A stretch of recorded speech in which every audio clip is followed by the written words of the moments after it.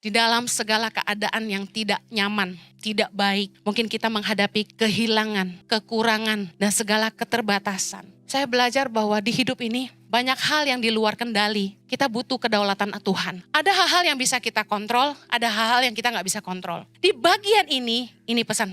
Lakukan yang jadi bagianmu. Untuk hal-hal yang di luar kendalimu, berserah kepada Tuhan. Izinkan Tuhan yang berkarya di hidupmu, amin.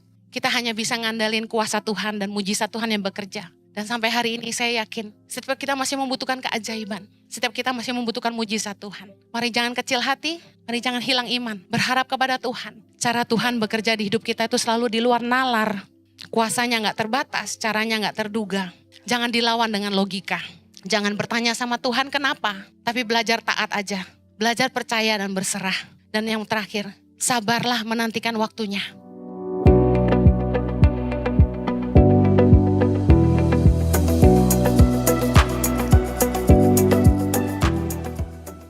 Sekarang saya akan khotbah tentang di luar nalar bagian kedua. Yesaya 40 ayat 28 berkata, tidakkah kau tahu dan tidakkah kau dengar? Tuhan ialah Allah kekal yang menciptakan bumi dari ujung ke ujung. Ia tidak menjadi lelah dan tidak menjadi lesu, tidak terduga pengertiannya. Cara pikir Tuhan tuh gak terselami sama kita, amen. Cara Tuhan bekerja di hidup kita itu kadang di luar dugaan. Makanya saya kasih judul khotbah saya ini di luar nalar. Karena semua yang Tuhan buat di hidup kita itu selalu gak bisa terduga, gak bisa terselami dan selalu ajaib buat kita. Always something new. Bahkan di perjalanan hidup saya mengikut Tuhan dan melayani Tuhan selalu ada yang baru. Ngelihat bagaimana saya memulai perjalanan saya dalam pelayanan bersama Pastor Jojo dari sejak pulang ke Indonesia tahun 2006 ke hari ini. Nggak ada satupun langkah saya yang saya prediksi akan seperti ini. Bahkan ketika ditanya, Ibu Heni selalu mau jadi pendeta? Tidak pernah terpikirkan. Maunya jadi pengusaha. Haleluya. Tapi sekarang pengusaha minta doanya sama pendeta. Puji Tuhan. Cara Tuhan bekerja di hidup kita itu selalu di luar nalar. Makanya Pengkhotbah 3 ayat 11 berkata, tetapi manusia tidak dapat menyelami pekerjaan Allah dari awal sampai akhir. Roma 11 ayat 33 berkata, betapa tak terduga keputusan-keputusannya dan betapa tak terselami jalan-jalannya.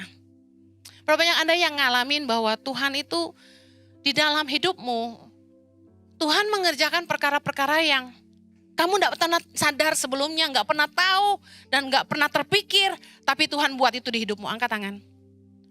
Wow, puji nama Tuhan, semua ngalami.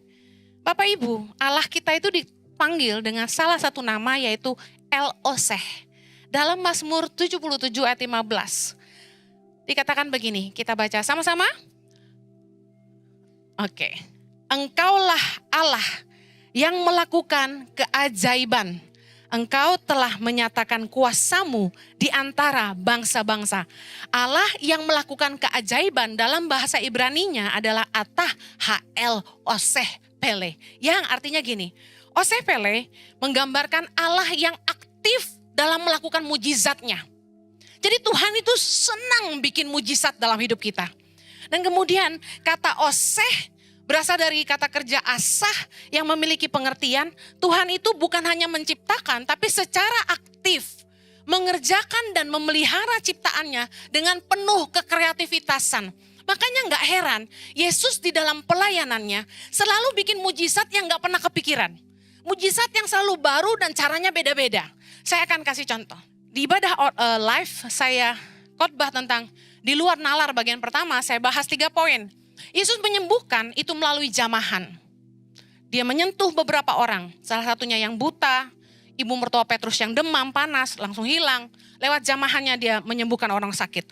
Yang kedua, Yesus melakukan mujizatnya melalui perkataan. Dia hanya memperkatakan, terjadi mujizat.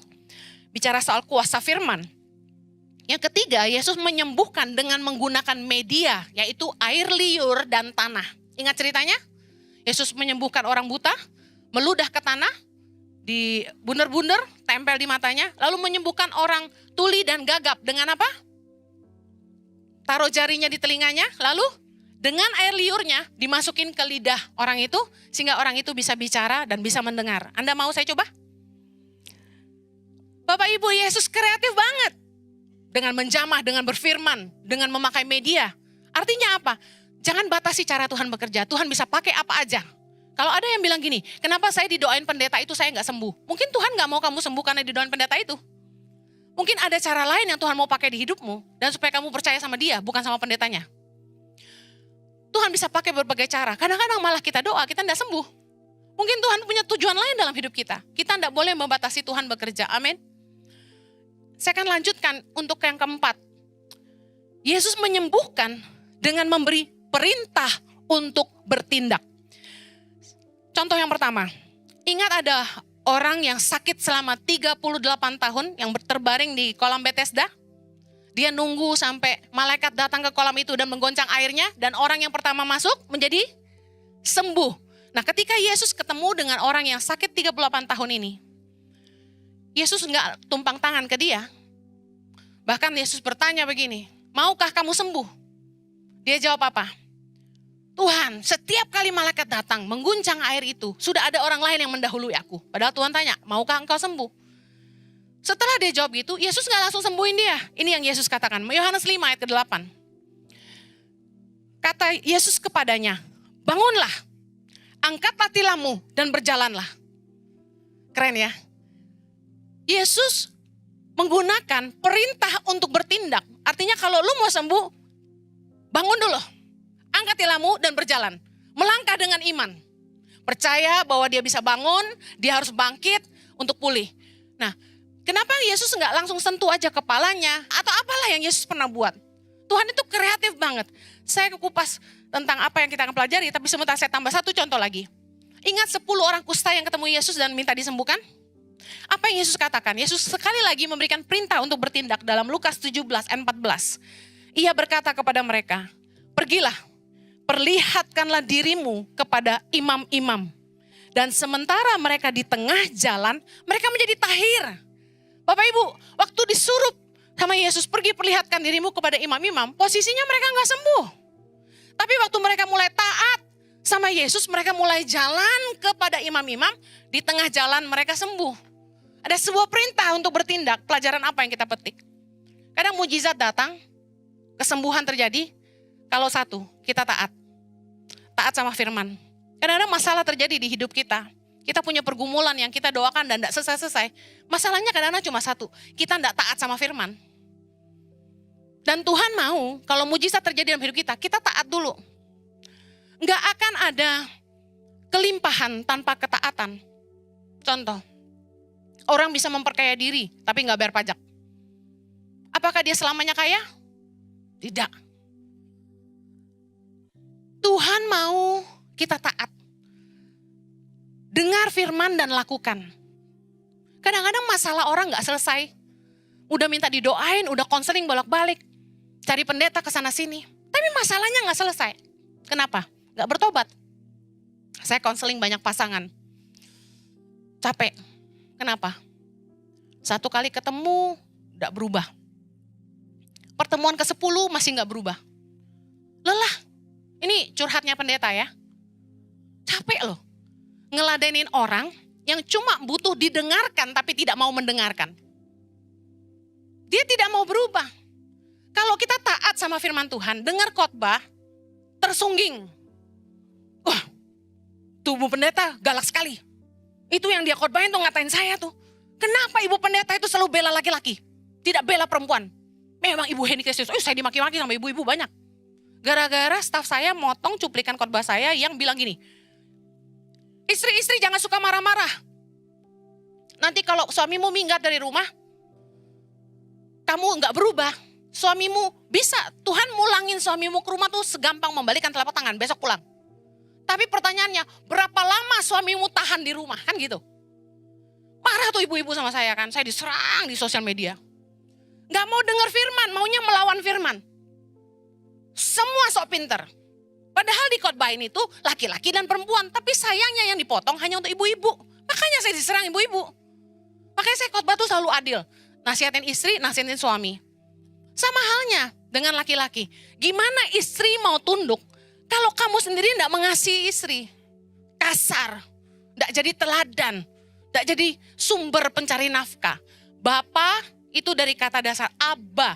Abba artinya sumber. Laki-laki bukan urusan gaji lebih besar atau lebih kecil dari istri. Tapi sebagai laki-laki harus jadi sumber yang artinya menghasilkan. Ada yang saya temukan, honestly, malas. Contoh, gak mau berusaha lebih. Kerjanya itu apa? Yang sana sini gak jelas, gak tetap itu apa? Ya freelance lah. Apa sih kayak, ya kalau ada kerjaan baru cari dia gitu loh. Nah serabutan, that word. Guys, gak bisa kalau kamu seorang suami dan kamu seorang ayah, kamu gak bisa kerja serabutan guys. Harus punya kerjaan tetap. Masalahnya, orang gak suka punya kerjaan tetap karena harus full time. Ngerti full time? Ngantor, 9 to 5.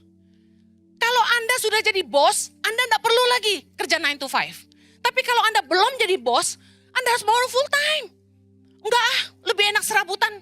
Bisa sambil pelayanan. Kalau lu jadi beban, lu gak jadi berkat. Gak jadi teladan. Mendingan kerja yang baik. Amin. Gereja bukan hanya kebutuh kehadiranmu, butuh perpuluhanmu. No, I'm saying the truth. Anda pikir kita ibadah di sini gak perlu bayar? Listrik gak perlu bayar? TV gak perlu beli? Semua ini pakai persembahan jemaat dan perpuluhan. Haleluya. Loh, Anda diberkati gak?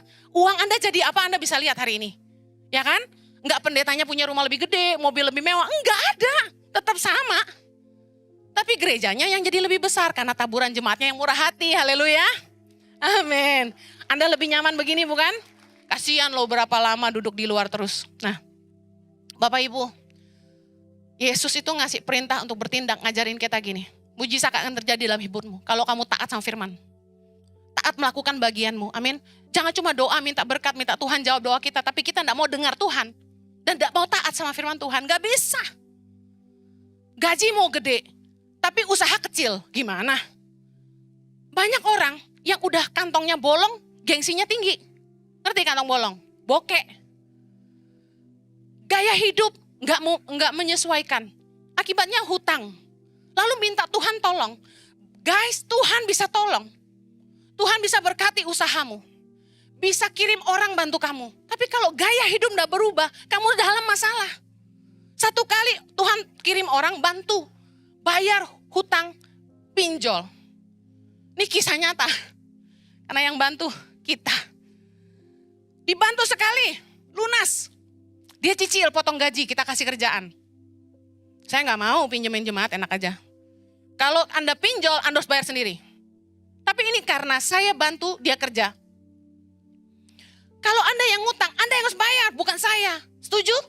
Banyak banget jemaat DM saya. Bu Heni bantuin saya bayar pinjol. Lu pakai duitnya buat apa? Nggak ngasih gua? You know, I'm saying the truth. Akhirnya waktu saya bantu orang ini, saya kasih kerjaan. Oke, kami bayar semua hutang pinjolnya. Let's say 80 juta. Tapi kamu kerja. Potong gaji tiap bulan. Oke? Ngedidik orang dong. Kerja dia. Ditolong sekali, bodong 2 kali.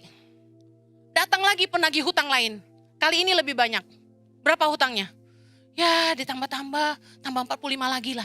45 lagi? Berarti kemarin belum kelar dong. Jadi pengakuannya baru setengah. Kalau sama pastor mau udah dihukum berapa banyak kamu? Ya kan suruh doa ini dan itu. Saya bengong. Saya gak mau ada debt collector datang ke kantor saya. Saya bilang, beresin. Kita tambahin lagi utangnya. Jadi gembala makan hati kadang-kadang saya kasih tahu. Betul. Udah dibayarin? Udah nih. Terakhir keluar, kabur. Tidak bertanggung jawab dengan kerjaannya. Udah dibantu malah nusuk dari belakang. Gak bayar, uang kita ada yang diambil dia, gak dibalikin. Saya lihat orang ini, wah. Tapi saya gak mau cari masalah, saya bilang udah berkati aja. Kemarin baru datang lagi debt collector ke staf kami di kantor. Katanya orang ini ngaku kerja di Tangan Pengharapan. Dia utang lagi, debt collector datang lagi. Saya kasih tahu.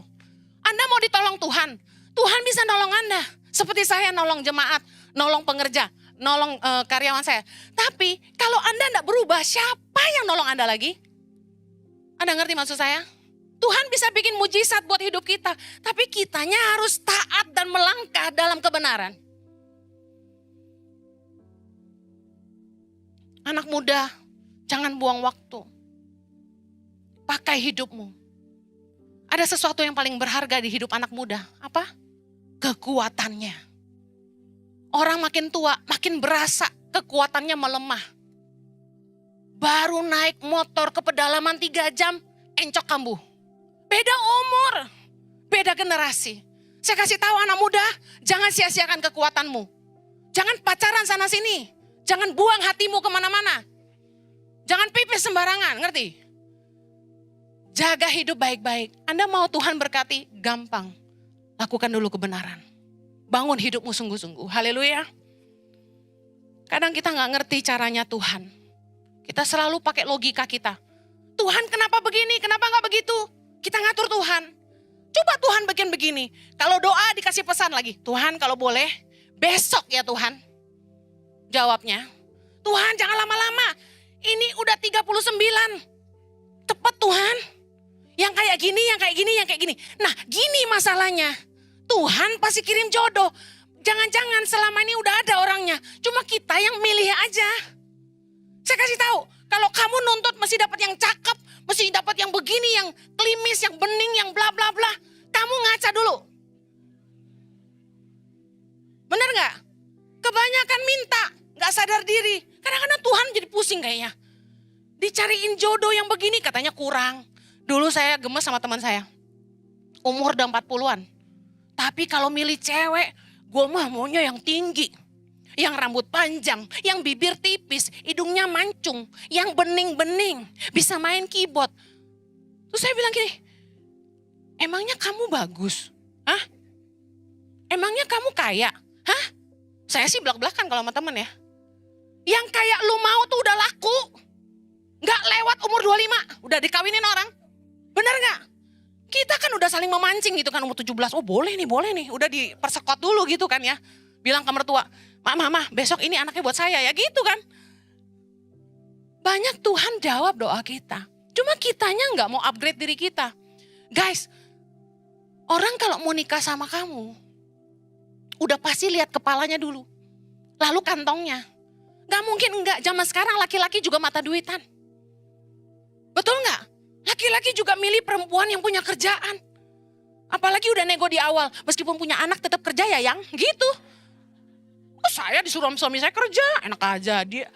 Suami saya gak suka perempuan model housewife. Gak suka, harus yang berkarya. Puji Tuhan, kalau enggak gue jadi mbok di rumah. Bener gak? Tuhan jawab doa kita. Tapi gimana kita ngejalaninnya? Suami saya titip pesan sama saya bolak-balik. Saya tahu kamu punya hati buat para jomblo. Tolong titip pesan sama mereka. Ya gimana?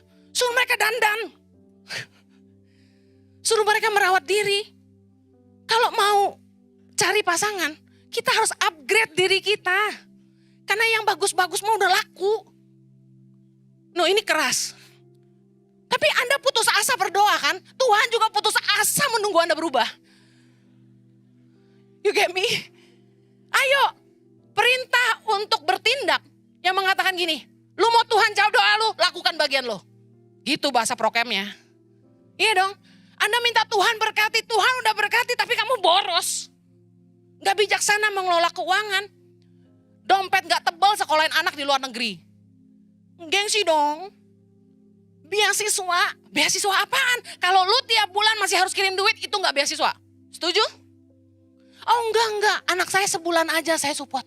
Abis itu dia kerja. Are you sure? Anda sebelum ikut-ikutan orang lain, pastikan Anda mampu melakukannya. Jangan bandingin hidupmu sama hidup orang. Yang ngejalanin kamu, bukan dia. Jangan pusingin pandangan mertua, pandangan tetangga. Mereka gak ikut andil apa-apa buat hidupmu. Kadang-kadang kita nih yang terlalu morotin Tuhan. Tuhan pokoknya anak saya harus sekolah luar negeri. Emang kenapa mesti begitu? Anak saya aja sekolah di Indonesia loh. Tinggal 1 tahun ngambil S1. Lagi pula di Australia. Anak saya permanent resident. Biaya kuliahnya cuma 20-an juta setahun dibanding Indonesia ratusan juta. Guys, kita jangan banyak ngatur Tuhan. Kita harus belajar diatur Tuhan. Kalau mau diberkati Tuhan, taat dulu, bertindak. Anda mungkin bilang gini, Yesus resek juga ya. Kenapa sih nggak bilang, sembuhlah kau. Kayak orang Batak. Tapi kenapa harus bangunlah, angkatlah tilammu dan berjalanlah. Perlihatkan dirimu kepada imam-imam. Kenapa sih enggak tinggal sembuh gitu? Kita ngatur Tuhan, tapi Tuhan mau kita taat firman Tuhan. Yang setuju katakan amin. Yang terakhir, Yesus melakukan mujizat dengan menengadah ke atas dan mengucap syukur. Ingat waktu Yesus membangkitkan Lazarus yang mati? Yohanes 11 ayat 41. Maka mereka mengangkat batu itu, lalu Yesus menengadah ke atas dan berkata, Bapa, aku mengucap syukur kepadamu, karena engkau telah mendengarkan aku. Bapak Ibu tahu, kemudian Yesus berseru ke liang kubur itu dan berkata, Lazarus, keluarlah. Dan Lazarus bangkit. Apa yang kita bisa belajar di sini? Waktu Yesus menengadah ke atas, sebuah pelajaran penting, kita harus mengalihkan pandangan kita dari keterbatasan di depan kita kepada Allah yang tidak terbatas. Waktu kita menengadah ke atas, kita menaruh iman kita bukan dari apa yang kelihatan, tapi kepada apa yang tidak kelihatan. Kita menaruh pengharapan kita bukan pada kekuatan manusia, tapi kepada kekuatan Allah yang sanggup mengerjakan segala mujizatnya dalam hidup kita. Amin. Tuhan yang tidak pernah berhenti bekerja dan berkreativitas dalam melakukan keajaiban dan kemustahilan dalam hidup kita. Mari belajar percaya. Serahkan hidup kita kepada Tuhan, sang perancang hidup kita. Jangan pernah batasi cara Tuhan bekerja. Saya katakan gini, jangan coba jadi sutradara di hidup kita. Izinkan Dia, sang perancang hidup kita yang menentukan jalan kita. Tuhan itu mau kita belajar ngandalin Dia. Bukan kekuatan kita. Sometimes, seringkali kita doa, tapi Tuhan tuh seperti tidak menjawab. Ada yang ngalamin? Kita doa, kok kayaknya Tuhan gak mendengar. Tuhan seperti terlalu lambat untuk menjawab doa kita. Tapi apa yang terjadi? Waktu Marta dan Maria suruh orang kasih tahu Yesus bahwa Lazarus mati. Yesus itu dengar itu gak langsung pergi. Yesus itu menunda 2 hari kemudian baru dia pergi. Kenapa? Yesus berkata begini. Yohanes 11 ayat ke-6. Namun setelah didengarnya bahwa Lazarus sakit, ia sengaja tinggal 2 hari lagi di tempat di mana ia berada. Padahal kalau Lazarus sakit dan Yesus langsung datang ke sana, pasti Lazarus sembuh. Tetapi Yesus sengaja tinggal 2 hari lagi. Kemudian ayat 14. Karena itu Yesus berkata dengan terus terang, Lazarus sudah mati. Tetapi syukurlah, aku tidak hadir pada waktu itu. Jadi pada waktu dia masih sakit.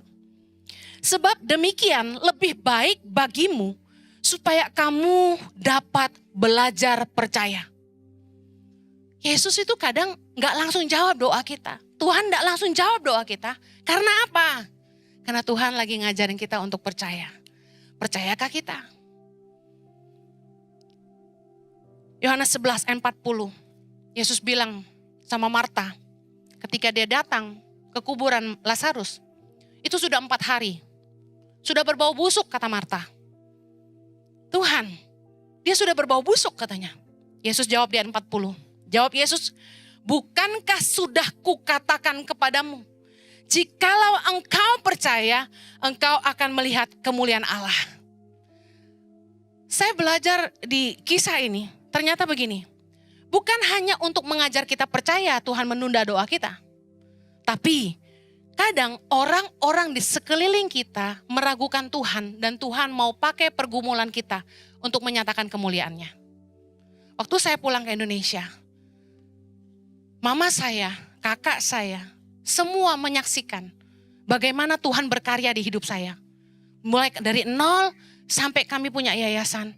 Mereka dengar cerita saya bahwa Tuhan suruh saya menolong orang miskin. Dan di awal pelayanan kami, mama saya selalu bilang saya gila. Sampai akhirnya sekarang mama saya lihat karya Tuhan nyata. Sometimes Tuhan pakai pergumulan kita. Itu bukan hanya untuk membuat kita dewasa dalam iman dan belajar percaya sama Dia. Tapi Tuhan mau membuat orang-orang di sekeliling kita juga percaya kepada Dia. Mungkin ada orang tuamu yang dulu gak kenal Tuhan, tapi lewat kesaksian hidupmu dia ikut Tuhan. Ada yang ngalamin itu? Mungkin ada yang anak-anaknya sakit, orang tuanya gak bisa berharap dokter, obat sudah tidak menyembuhkan, akhirnya hanya bisa berdoa dan akhirnya berharap Tuhan. Banyak orang yang uangnya banyak, hidupnya bahagia, gak ada pergumulan sama sekali, tapi tiba-tiba ada satu, pergumulan tentang anak, pergumulan tentang menantu, tiba-tiba ada satu aja masalah. Dan saya temukan itu di mana-mana. Ada orang yang gak kekurangan apa-apa, kayanya luar biasa, usahanya di seluruh Indonesia, tapi kemudian punya satu pergumulan, yaitu anaknya. Di hidup kami, saya tidak punya masalah yang terlalu besar, selain dari satu, saya rindu anak-anak kandung saya mengalami kelahiran baru, mengalami Yesus secara pribadi. Meskipun mereka sudah baptis, tapi mereka belum sungguh-sungguh mengenal Tuhan. Yang laki-laki mulai terlihat perubahannya sekarang, puji Tuhan. Yang perempuan masih belum. Saya tahu, Henny, kamu bukan orang sakti. Bayangin, yang dengerin khotbah saya jutaan. Saya khotbah lancar. Ngajarin anak, jangan ditanya. Udah pasti ngajarin. Tapi saya akhirnya berharap cuma satu anugerah. Hanya karya Roh Kudus yang bisa membawa keselamatan. Yang bisa membuat kita mengenal Tuhan dan menerima Yesus sebagai Tuhan dan Juru Selamat. Coba lihat di hidupmu, pergumulan apa yang sampai hari ini masih ngegantung. Doa apa yang masih belum dijawab. Dengar baik.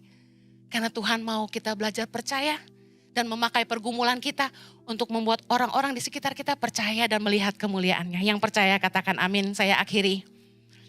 Yesus itu ngucap syukur dalam saat dia berdoa. Sebelum mujizat terjadi, waktu 5 roti 2 ikan mau dipecahkan, Yesus menengadah ke atas dan mengucapkan berkat. Waktu Lazarus mau didoakan bangkit, Yesus menengadah ke atas dan mengucap syukur. Apa artinya? Di dalam segala keadaan yang tidak nyaman, tidak baik, mungkin kita menghadapi kematian, kehilangan, kekurangan, dan segala keterbatasan. Mungkin ada hal-hal yang kita alami tuh gak baik, mungkin lahir dengan fisik yang tidak sempurna di mata manusia. Saya belajar bahwa di hidup ini banyak hal yang di luar kendali. Kita butuh kedaulatan Tuhan. Ada hal-hal yang bisa kita kontrol, ada hal-hal yang kita gak bisa kontrol. Contoh, kalau Anda pengen kurus dan saat ini Anda gemuk, yang bisa Anda kontrol apa? Mulutmu, kurangi makan, kemudian rajin olahraga. Anda bisa kontrol itu. Tapi ada beberapa hal di hidup kita yang kita gak bisa kontrol. Di bagian ini pesan. Lakukan yang jadi bagianmu. Untuk hal-hal yang di luar kendalimu, berserah kepada Tuhan. Izinkan Tuhan yang berkarya di hidupmu, amin. Ada anak yang lahir dengan alergi akut. Dia udah coba minum obat, udah coba segala cara, tapi alergi gak sembuh. Anda tahu kalau udah soal alergi itu sulit sembuh. Kita cari tahu ini masalahnya apa, udah tes alergi gak ketemu jawabannya. At the end of the day, kita hanya bisa ngandalin kuasa Tuhan dan mujizat Tuhan yang bekerja. Dan sampai hari ini saya yakin, setiap kita masih membutuhkan kemustahilan. Setiap kita masih membutuhkan keajaiban. Setiap kita masih membutuhkan mujizat Tuhan. Mari jangan kecil hati, mari jangan hilang iman. Berharap kepada Tuhan. Ada hal-hal hidup kita yang bisa kita kendalikan. Tapi kalau ada yang di luar kendali kita, percayalah. Karena Tuhan mau kita berserah kepada Tuhan. Yang percaya katakan amin, saya akhiri. Cara Tuhan bekerja di hidup kita itu selalu di luar nalar. Kuasanya gak terbatas, caranya gak terduga. Jangan dilawan dengan logika. Jangan bertanya sama Tuhan kenapa. Tapi belajar taat aja. Belajar percaya dan berserah. Dan yang terakhir, sabarlah menantikan waktunya. Pengkhotbah 3 ayat 11 bilang, ia membuat segala sesuatu indah pada waktunya. Bahkan ia memberikan kekekalan dalam hati mereka. Mungkin hari ini keadaanmu tidak enak, tapi tidak selamanya langit itu mendung dan kelabu. Akan turun hujan. Masa-masa kamu susah, penuh kesesakan. Belajarlah baik-baik mempercayai Allah. Bertobatlah sungguh-sungguh dan perbaiki cara hidupmu. Dan izinkan Tuhan berkarya dengan luar biasa. Sampai segala maksudnya nyata. Amen. Mari kita berdoa. Bapa, kami bersyukur punya Tuhan yang bekerja melewati Banyak kemustahilan. Tuhan yang bekerja di luar nalar kami sebagai manusia. Saat ini kami tahu dan kami sadar bahwa kami butuh Engkau dalam hidup kami. Apa yang manusia tidak bisa lakukan, kami percaya Tuhan yang sanggup lakukan bagi kami. Karena kami percaya tidak ada yang mustahil bagi Tuhan. Berkaryalah Bapa di dalam kehidupan umat-Mu. Aku berdoa apapun yang jadi pergumulan, bahkan mungkin kegagalan, mungkin segala keterbatasan, Tuhan bekerjalah. Mari jemaat Tuhan bawa segala problemamu, di mana kamu tahu disitulah aku butuh anugerah Tuhan. Yuk bilang sama Tuhan, aku butuh anugerah-Mu, aku butuh kemustahilan-Mu. Tuhan Yesus, terima kasih. Kami percaya Engkau Allah yang hidup, Tuhan yang sanggup bekerja dengan luar biasa dalam hidup kami. Apa yang gak pernah kami lihat dengan mata, apa yang kami gak pernah dengar dengan telinga, apa yang gak pernah timbul dalam hati kami, itu yang Tuhan sediakan bagi kami. Terima kasih Bapak, berkatilah umat-Mu, aku berdoa mereka menang, melewati begitu banyak tantangan di hidup mereka. Dan mereka jadi orang-orang yang percaya, yang kuat dan punya iman bahwa Tuhan itu baik dan selama-lamanya baik. Terima kasih Tuhan, terpujilah nama-Mu, di dalam nama Yesus kami berdoa. Amen. Have a blessed Sunday, God bless you, take care.